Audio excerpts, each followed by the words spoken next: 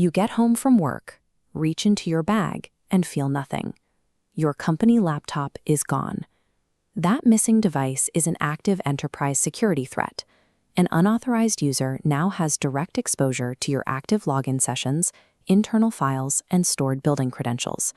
Your first instinct might be to wait.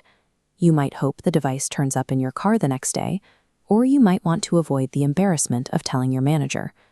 Waiting increases the window of opportunity for an attacker. To close that window, you must initiate a 4-stage response protocol immediately. Report, lock, replace, and learn. While the device has technical safeguards, your reporting speed determines how much time an unauthorized user has to attempt to bypass them. Step 1 is report. The objective is immediate verbal escalation to neutralize the threat window before it can be exploited.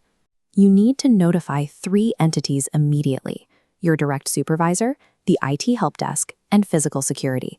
This requires a live phone call. Do not send an email or a direct message and wait for a reply. You need an active responder on the line right now. Under no circumstances should you try to track the device yourself using location apps. Confronting someone who has your stolen hardware puts your physical safety at direct risk.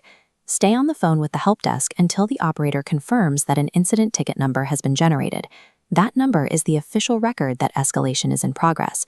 By bypassing communication delays and speaking directly to a human, you shift the organization into a defensive posture. Step 2 is lock. The goal is to neutralize the hardware and its data from a distance. Local passwords and biometrics are important layers of defense, but they are not permanent solutions against a dedicated attacker. The IT help desk uses this administrative interface to terminate your active network sessions and remotely wipe the hardware, erasing the local drive. Simultaneously, physical security updates the access control system to immediately invalidate your lost ID badge, preventing it from unlocking any building doors. Stay on the line to receive confirmation from IT that the lockout and wipe commands were successfully transmitted to your device. The asset is only technically secure once centralized systems have explicitly severed its connection to the enterprise environment. Step 3 is replace. This phase restores your operational capacity through official procurement channels. Using a secondary device, log in to the internal employee portal. You will need to select the missing asset type and provide the incident ticket number. This chart shows the required sequence for ID badges. The system confirms the old badge is 100% deactivated before authorizing a new one.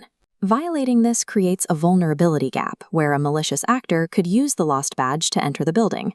Following this specific replacement sequence ensures that physical perimeter security remains intact during the transition to new hardware.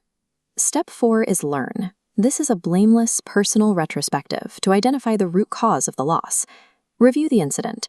Was the laptop bag left in view inside a vehicle? Was your ID badge worn visibly in a public area, like a coffee shop or train station? Use these answers to update your daily habits, such as securing your bag in a trunk or removing your badge before leaving the office. Technical patches secure our systems, but updating the behavioral routines that led to the loss is what prevents the incident from recurring. Human error is a reality of any workplace. Our priority is how you respond to that error, not the mistake itself. You now have a clear protocol for handling a lost asset: report, lock, replace, and learn.